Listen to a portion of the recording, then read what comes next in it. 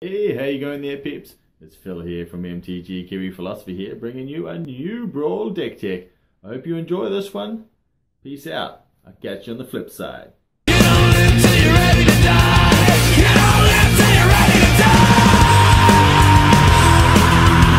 Well, it's time to get underway with yet another Brawl deck, and this time we're doing a red-blue historic deck.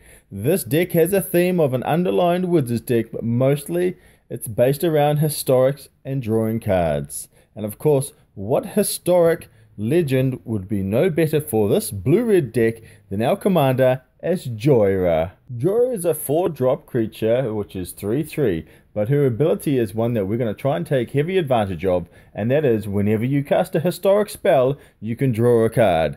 And so, with every other historic deck, what card would be great to pair up with but Joyra's Familiar? Take these two cards in mind as we walk through this deck and we go through our paces. Now, being a historic deck, I've made sure that we have 24 cards in this deck that are historic. Okay guys, so let's get into this and start talking about our 1-drops. And we've got a few 1-drops here, and the first of a couple of our 1-drops is going to be Wizards Lightning. Now, it does say that it costs 3, but we do have an underlining theme of Wizards in our deck, so I'm expecting to be able to cast this 2 less. And of course, the beautiful thing about Wizards Lightning is it's instant speed, and we can deal 3 damage to the face, or we can deal 3 damage to target creature. Alright, well let's move on to our next 1-drop. And of course, that 1-drop creature is none other than the Siren's Storm Tamer. This 1-drop blue creature is flying. It's 1/1. It's another wizard, and it has an ability that you can pay 1, sacrifice the Storm Tamer, and counter target spell or ability that targets a creature you control. So this is going to help us protect our commander. It's going to help us protect any of our creatures on board that are going to really allow us to have a little bit more solidification in our deck, and it's going to mean that our opponents are going to have to think carefully about their spells. Okay, so the last of our 1-drops is Shivan Fire. Now this is a 1-drop spell. It's 1 red and it deals 2 damage to target creature, but if we pay an additional 4, so it's a total of 5 cost, we can then deal 4 damage to target creature instead, and it's instant speed. So the beauty about this card is if we want to use it in the early game, we can deal 2 damage to a target creature, or if we want to save it for the late game, we can once again deal 4 damage by kicking it to another creature. And that is the fantastic thing about Shivan Fire. Alright, well let's move on to our 2-drops. And the first of those is Blackblade Reforged. Yes, we've got this one here again. It is a solid card. It's a 2-drop. And of course, with Joyra's Familiar in play, it's only going to cost us 1 to get into play, and we get to draw a card from Joyra. Can't beat that. Alright, let's move on. Now our next card is the first of our creatures, but the good thing about this creature is we can use it early and late game. So I'm guessing you know what it is already, and that's right, it's Gitu Chronicler. So the Gitu Chronicler can actually cost 2 to come into play, and it can be a 1/3 creature, or we can kick it and it's going to cost 6, and we can return a target sorcery or instant spell from our graveyard to our hand. So this is going to help us in our late game and in our early game. So we've got a nice tidy little blocker early game, and late game we're going to be able to return some of those spells from our graveyard to our hand. And talking of spells we want to return to our hand, our next card is Lightning Strike. This 2-drop instant speed damage dealing demon. This spell is fantastic for us. It deals 3 damage to target creature or 3 damage to target player. And of course, using the Gitu Chronicler, it can be a target for us to be able to get it back and cast it again. So the chances of us dealing 3 to 6 damage to our opponent's face or creatures is fantastic. Alright, well let's move on to the next card.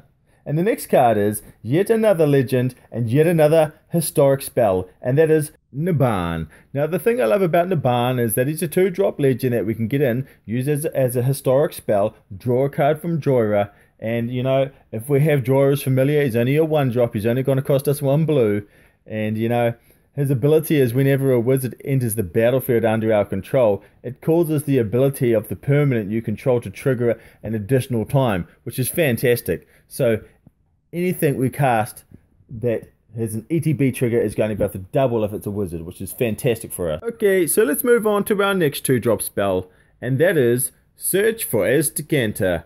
This 2-drop legendary enchantment is going to be fantastic for us. Once again, drawing cards from Joyra and costing less from Joyra's Familiar. But the ability of this enchantment is at the beginning of your upkeep, look at the top card of your library, you may put it into your graveyard, then if you have 7 or more cards in your graveyard, you may transform Search for Aztecanter into Aztecanter, the Sunken Ruin. This legendary land has 2 abilities. The first being tapping for a normal blue old mana, but the secondary ability is going to help us really dig through our deck. And that is, you pay 3, you pay 2 colorless and 1 blue, tap it, look at the top 4 cards of your library, you may reveal a non-creature, non-land card from amongst them and put it into your hand. Put the rest at the bottom of your library in any order. Now the fantastic thing about this is it's going to help us dig for artifacts, enchantments, any sort of other historic legendary permanents that may really help us out. It's also going to help us dig for spells, removals, or counters. It's a really fantastic card once this is flipped, but also when we have Aztecanter, before we flip it into its legendary land, don't forget that we can still use it as a May ability. So if we have a nice card on top, we don't have to put it into our graveyard, we may put it in there. And we could always just leave it on top and draw it in the next time. Okay, so on to our next 2-drop, and it's yet another creature, and this time we're going with Time Stream Navigator. Now this human pirate wizard is 1/1, so it's not super powerful, and it does have a send, so it might be good for us later in the game, but if it is in late game, it's going to be good at the late game, because if we can pay for 2 colorless and 2 islands, we can put Time Stream Navigator into the bottom of our library and take an extra turn. Alright, well let's move on to the next card. And of course, our next card is none other than Tetsuko Umezawa. Now this beautiful 2-drop, he does give creatures with the 1 power and 1 toughness unblockable. So we're going to be able to get in with a lot of our tiny creatures again. So the Time Stream Navigator is going to get in. Tetsuko is going to be able to get in. Naban and Gitu Chronicler are going to be able to get in, along with any of our other creatures that have this power and toughness available to them. Okay, well, let's not dilly-dally, let's move on to the next one. And of course, our next 2-drop creature is also another wizard, and that is Merfolk Trickster. Now, I do love the Merfolk Trickster. It does cost double blue, so that is the only downside I can see for it. It is 2/2, but it has flash. And when the Merfolk Trickster enters the battlefield, you can tap target creature, and it loses all of its abilities until the end of the turn. So if a creature is legendary or indestructible, it's going to lose that, and if we can remove it, deal the damage, it's gone. That's the best thing about this card. I do love it. It is definitely underrated and is perfect for a wizard's deck. Alright, well, let's move on to the next set of cards. Okay, and so the last of our 2-drop spells is none other than Wizard's Retort. Now once again, this is a 3-drop spell that I'm expecting to cast for a double blue, due to the fact that we have an underlining theme of wizards in our deck. Well, that's the last of our 2-drops, and so let's move into our 3-drop cards, and the first of our 3-drops is Adeliz, the Cinderwind. Now this is a great card for us. Not only is she legendary and historic, but she's really going to help us with all of our wizards. She has flying and haste, and she's 2/2, so she can attack the turn she comes into play. And we can equip the Black Blade to her. On top of this, whenever we cast an instant or a sorcery spell, wizards we control get +1/+1 till the end of the turn. So it's giving our wizards prowess, essentially. And the great thing about this is so far we've seen Wizard's Retort, Wizard's Lightning, and Lightning Bolt. So there's 3 spells we can already use to make sure we can pump up our wizards and get an additional damage. So ideally we attack with Adeliz, we cast the Lightning Bolt to their face, and of course Adeliz gets 3, so they're taking 6 damage. It's a great hit. Alright, so let's move on to our next card, and that is Captain Lannery Storm. This legendary pirate is 2/2. She costs 3, 1 red and 2 others, and she has haste. The good thing about Captain Lannery Storm is that when she attacks, you create a treasure token, and then you may sacrifice the treasure token so you can give her +1 in the attack till the end of the turn. So the good thing about her is that she's going to help us advance our fixing, she's going to help us advance our mana, so we don't always have to sacrifice the treasure to be able to deal in additional damage, because it is going to help us if we want to cast some bigger spells earlier on in the game. But she has haste, and that's really fantastic for me. Alright, so let's move on to the next card, and that is Fight Fire with Fire. Now this 3-drop sorcery speed spell is fantastic. Fight Fire deals 5 damage to target creature, but if the spell was kicked, which costs 9, it deals 10 damage, and we can choose how we divide the damage to be dealt. So we can choose multiple targets, or we can just go straight 10 damage to the face, which is really fantastic as well. Alright, so this card is a must in most red decks. Okay, well, let's move on and see what we got next. And so, our next historic card we're looking at is Forebear's Blade. This artifact is an equipment. You can equip it to a creature for 3, and the targeted creature that is equipped gets +3 in attack, and it has vigilance and trample. So this is really good. So if we want to equip it to Adelise, for example, and then she cracks in for around about 5 damage, that is fantastic for us. Or if we want to equip it to any of our creatures, it's going to be really good. And I'll tell you why. Because the secondary ability is, whenever this equipped creature dies, we can attach the Forebear's Blade to a target creature we control for free. And that's the great thing about it. Alright, so let's move on and let's see what else we got in the goodie bag. Next we have Skittering Surveyor. This 3-drop artifact creature is a great historic spell. When the Skittering Surveyor enters the battlefield, we can search our library for a basic land card and put it into our hand. We shuffle our library after this, but man, this 1/2 creature is great. It's going to trigger historic, so we're going to have to draw a card, and if we have Jorah's Familiar, it's only going to cost 2 to come into play, and of course, it's going to be unblockable if we have Tetsuko as well. So that is really fantastic. There's multiple purposes, and this is why we have it in here. Okay, well, let's keep the good times rolling. And our next card is Squee the Immortal. Squee the Immortal is a double red and 1 other to cast, but once again, it's a legendary creature, so it's historic. So we're going to be able to draw cards from Jorah, we're going to be able to pay less from the Familiar, and on top of that, he's immortal. When he dies or is exiled, we can cast him from the graveyard or from exile. But the second best thing about Squee is that we can use him as unblockable with Tetsuko again. And we can just constantly re-equip the Black Blade to this guy. That's so good. He is expendable. Okay, well, let's move on to our next 3-drop then. And of course, that is none other than Valduk, Keeper of the Flame. Now, I love Valduk because his ability is magnificent for our deck, because not only is he historic, so he's going to trigger us to draw a card, and it's going to also cost 1 less to cast. He's 3/2, but whenever he becomes equipped or enchanted, he creates a 3/1 elemental with haste that can attack. This is fantastic. So during the combat phase, if he is equipped or he has got an aura on him, we can send in this 3/1 elemental for free. And the beautiful thing is, we've got some fantastic things to equip to Valduk. And we've got the Forebear's Blade, we've got the Black Blade Reforged, and of course, we've also got this next card. And the next of our 3-drops, and the last, is of course, Curator's Ward. Now, Curator's Ward is a 3-drop enchantment. It's an aura that enchant permanent. Enchant permanent has hexproof. And whenever enchant permanent leaves the battlefield, and if it was historic, we get to draw 2 cards. So the beauty of this is we've got a lot of historic creatures. But we can attach this to just about anything in our deck, and it'll have some sort of amazing effect. If we attach it to Jorah, Jorah can't be removed, and then we're constantly going to be drawing cards. And if she does get removed somehow, we're going to be drawing 2 cards. If we attach it to Valduk, it's even better. We're going to be constantly getting those 3/1s that are going to be free for us. And if we attach another equipment to him as well, that's 2 of them for each one, and it's really good for us. I love this card. I think it's a little bit underrated and doesn't get used as much as it could. So I think it's a perfect fit for this deck. Alright, well, that's the last of our 3-drops, so let's move into our 4-drop slot, okay? And the first of that is Tempest Caller. Now, the Tempest Caller does cost 4, it's double blue and 2 others, but this Merfolk Wizard, when it enters the battlefield, it taps all of your opponent's creatures, which is fantastic for us. So, it's 2/3, sure. It's not super powerful, but being able to tap all of our opponent's creatures means that we're going to have a free attack.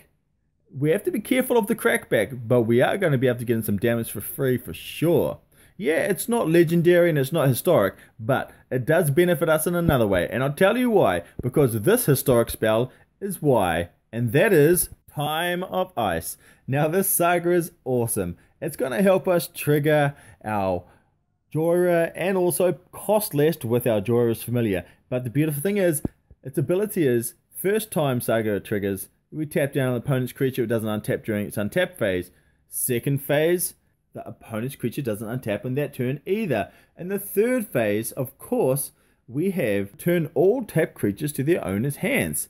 So if we use this carefully, not only can we use it to our advantage by tapping in and removing our opponent's creatures from the battlefield, but if we've got something on our battlefield that has an ETB, we can return that as well and bounce it too. That's fantastic for us. And also, we talked earlier about the Merfolk Trickster being able to tap a creature when it comes into play too. So this is really fantastic. And not only that, if we have Naban in play and we tap down a creature with the Merfolk Trickster, it's going to tap down 2 creatures. So either way, we're going to be able to get a lot of triggers and a lot of synergy between the Time of Ice, Naban, Merfolk Trickster, and also Tempest Caller.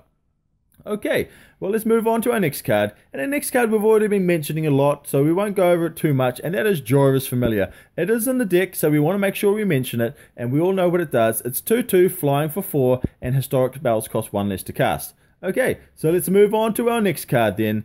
And the next card, of course, is Golden Guardian. Now, the Golden Guardian is a fantastic artifact golem. It's 4/4 defender, sure, but it does have the other ability where we can pay 2 and the Golden Guardian can fight another creature we control. And if the Golden Guardian dies that turn, we can transform it. And of course, when it's transformed, it turns into the Gold Forged Garrison. Now, the Gold Forged Garrison is fantastic. It has 2 abilities. The first of the 2 ability is we can tap, add 2 mana of any one color to our pool, which is fantastic, or we can pay 4 and tap it, and it creates a 4/4 colorless golem artifact creature token, which is also good. We can tap this every turn and keep on pumping out those 4/4 golems. It's going to be really good to advance our board, and it's going to be a problem for our opponents to remove. It's also historic, so it's going to cost 1 less with Jorah's Familiar, and we're going to be able to draw a card off it from Jorah herself. So that's another awesome reason to have this in here. Alright, well, let's move on to the next card. And of course, the next card is Helm of the Host.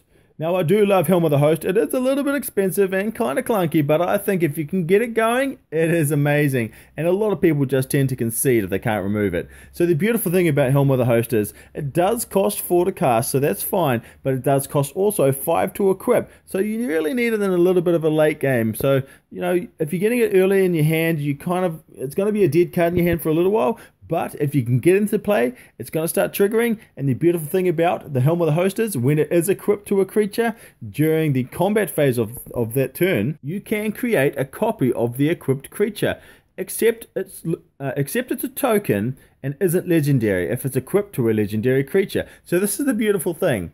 Say we attach the Helm of the Host to Naban. We get 2 Nabans out, and then all of a sudden we drop in Merfolk Trickster, and he's tapping down 2 creatures. No, he's tapping down 4 creatures. That's right. Boom, Time of the Ice, and you're gone. Catch you up. Also, yet again, Helm is a historic spell, so it's also going to cost 1 less if we have Jorah's Familiar, and also going to help us draw cards from Jorah herself. Okay, well, let's move on to the next 4-drop, and of course, it's this beautiful card, and that is Academy Journey Mage. Yes, of course, it says that it costs 5, but we're really playing it as a 4 because we know we have an underlining theme in our deck of wizards. It's not historic, so we're not going to gain anything from it. However, the ability of the Journey Mage is when it enters the battlefield, you can return target creature from the battlefield to the opponent's hand. Now, once again, the beautiful thing about this, if we have Naban in play and we cast this, we're going to be able to bounce 2 creatures. Or, even better, if we've got the Helm of the Host in play on either card, whether it be Naban or the Academy Journey Mage, and either are in play, it's going to be great. And I'll tell you why. Because 2 Nabans, we put it into play, it's going to be bouncing 4 creatures. If it has copied the Journey Mage, we're still going to be bouncing 2 creatures. So it is really effective for us, and I love the fact that we can use it like that. Okay, well, let's move on to the next 4-drop now, and this one is legendary, and that is Narumiha, Master Wizard.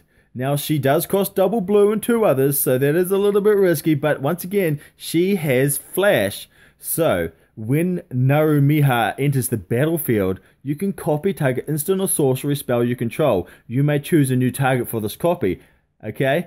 Now, the good thing about this is we talked earlier in the game about our instant speed spells. So we've got the likes of our lightning strikes and our wizard's lightning. Now, we can cast those at a very low cost if we've got 6 mana into play and still be able to play this with Naru. Now, being able to deal 6 damage with a spell is really, really good. 6 damage straight to the face with a 1-drop spell like Wizard's Lightning or a 2-drop spell like Lightning Strike is really good. She also has a secondary ability. Other wizards you control get +1/+1. Okay, so far our wizard counters, we have Get2 Chronicler, we have the Storm Tamer, we also have Adelaise, we have Journey Mage, we also have Merfolk Trickster, and we've also got Time Stream Navigator, Naban, and also the Tempest Caller. So that's a total of 8 wizards. And our next 4-drop is Traxos. This 4-drop trample 7/7 legendary historic artifact creature is really great for us because we have 24 historic cards in our deck, so we've got 24 chances of being able to untap this thing, and I really love it. Also, once again, it's going to get us to draw a card if draw is in play, and it's going to cost only 3 if we have the familiar in play as well. So this card is fantastic too. Alright, well let's move on to the next card, and the next card is none other than Varric's Bladewing. Good things about Varric's the Bladewing, it's 4/4 and flying, and if we can kick it for 7, we get 2 4/4s with flying. But it's also historic. We're going to be able to get those triggers from Joyra, and it can cost only 3 if we do have the Joyra's familiar in play. And if it's kicked, it's only going to cost us 6. So that's good too. So that can easily fit into our 6-drop slot. And having something like Varric's in play, being able to attach the Black Blade to it, is going to do some serious damage too. Alright, well let's move on to our next 4-drop, and that is the Weatherlight. So the Weatherlight does cost 4, but it's 4 colorless, so it's going to help us cast it really nice and early. It's going to cost 1 less if we have Joyra's familiar, and it's also going to help us draw a card with Joyra. It's a crew 3, and it's 4/5 flying, so it's really good. But the ability for the Weatherlight is what's really going to help us with our deck. And that is when the Weatherlight deals combat damage to a player, we can look at the top 5 cards of our library and reveal a historic card and put it into our hand. We put the rest in the bottom of our library in a random order. So the beauty of this, we have 24 historic cards in our deck, and we're easily going to be able to find 1 and 5, no problem there. So we're really going to be digging through our deck with this, and it's fantastic that we get to draw a card as well. Alright, well, let's move on to the last 4-drop. And the last 4-drop is Zahid, Jinn of the Lamp. It is a 6-drop, however, if we have an artifact in play, its ability allows us to only pay 4 mana and put it into play and ignore its casting cost. And it's flying 5/6, but it's also historic and legendary. So we're going to be able to get those 2 triggers once again, and we're going to be able to easily get a 5/6 flyer into play by just simply tapping an artifact that we control. Not bad, I think. Not bad at all. Alright, let's move on to our 6-drops now. Okay, and the first of our 6-drops is in Bolus's Clutches. This double blue 4 other 6-drop legendary enchantment is fantastic for our deck.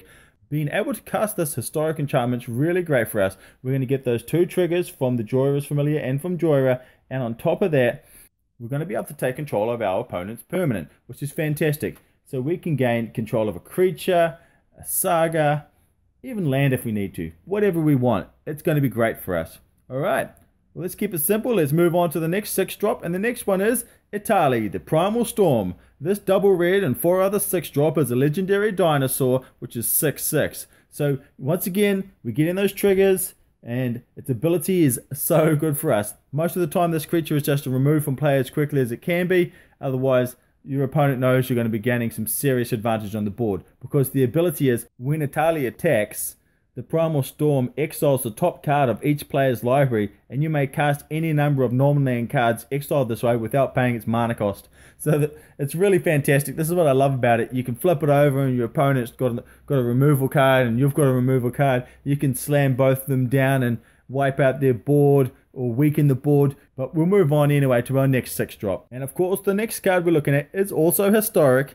So we're going to get those 2 triggers, and that card is Joyra's Immolating Inferno, double red and X. So you can only cast this spell if you control a legendary creature or a planeswalker. So we're not going to have too much trouble with this, but it can be a little bit clunky. But the beautiful thing is, the Inferno deals X damage to each of up to 3 targets. So we can go 2 creatures and also opponent's face. So that's really good for us. And we're going to put this in the 6-drop slot because it's pretty good at 6, because we're going to be able to deal 4 damage to our opponent's face and 4 damage to 2 creatures. Alright, well let's move on to the next card. And that is Khan's Temporal Sundering. Once again, a 6-drop with double blue and 4 others, but this legendary sorcery is like the other, so you need a legendary creature or a planeswalker to be able to cast it, but the ability is target player takes an extra turn after this one. Return up to 1 target non-land permanent to its owner's hand, and then you have to exile Khan's Temporal Sundering. So the beautiful thing about this is we get to bounce one of our opponent's permanents, and we get to take an extra turn. Okay, well that's all of the deck there, so let's go move on to the lands before we finish up with all our power levels. So the first of the lands we're going to be using in our deck is going to be the Sulphur Falls. It's pretty obvious in this with our colours. So we've got ourselves a card that's going to be able to, we've got ourselves a land that's going to be able to produce red and blue, and it's going to be fantastic for our colour spread.